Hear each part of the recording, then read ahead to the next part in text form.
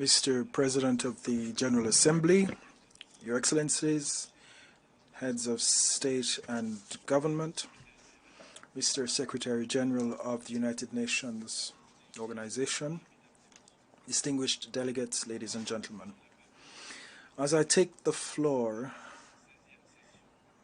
before the 76th regular session of the United Nations General Assembly on behalf of the Central African Republic, I would like to warmly congratulate His Excellency Abdullah Shahid on his brilliant election to the presidency of this eminent assembly, and wish him every success in the discharge of this noble mission. Your brilliant election to the presidency of this session is a well-deserved tribute to your qualities and an honor that speaks to the quality of your services and to the quality of your country, the Republic of the Maldives. And here I must also hail President Volkan Bozkir on the excellent work he accomplished under exceptional circumstances during the 75th session which just ended.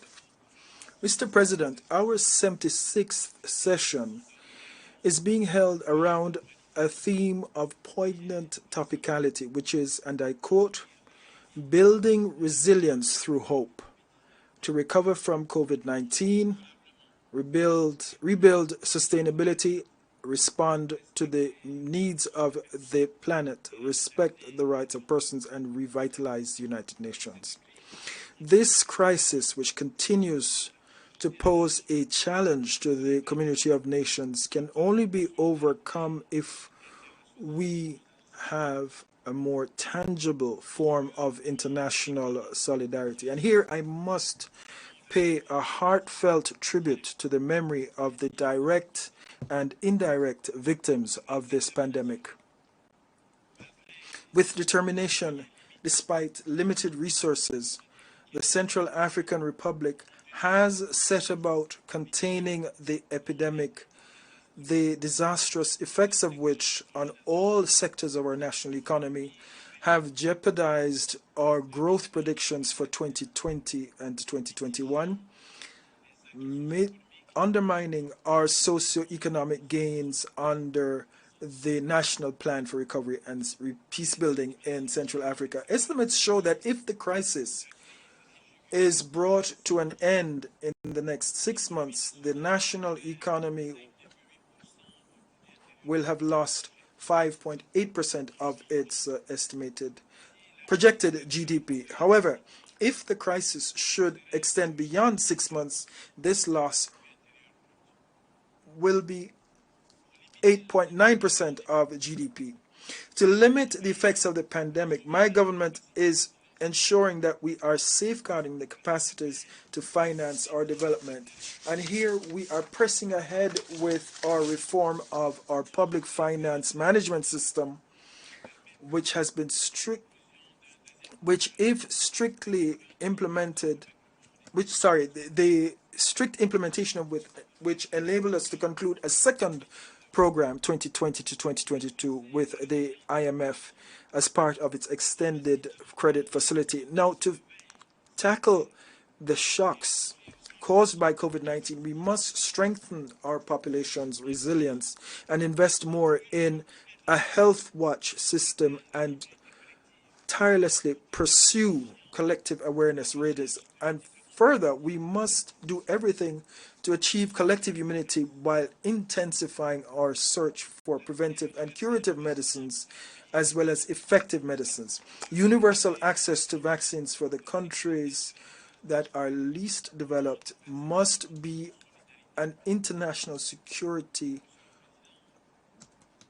priority in the name of the fundamental principles of human solidarity. Mr. President, mobilization against COVID-19 should not, however, conceal the other challenges that we are faced with, individually as states, but also collectively as an international community. One of the biggest challenges facing us as we seek to meet the needs of the planet collectively and individually is the preservation of our environment, which is threatened by various types of harmful emissions and climatic and atmospheric pollutants. It is now clear that human activity is the main cause of climate change.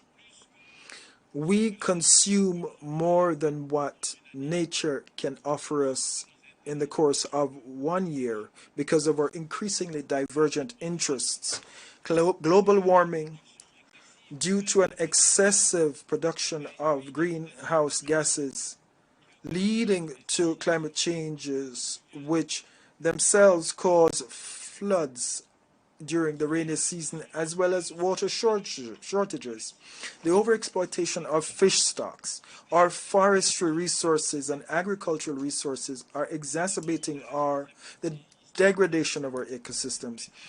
We have the historic responsibility to preserve our future generations by changing our behaviors and ensuring that we immediately roll out a governance framework that will enable us to achieve coordinated and sustainable management of our natural resources. My country has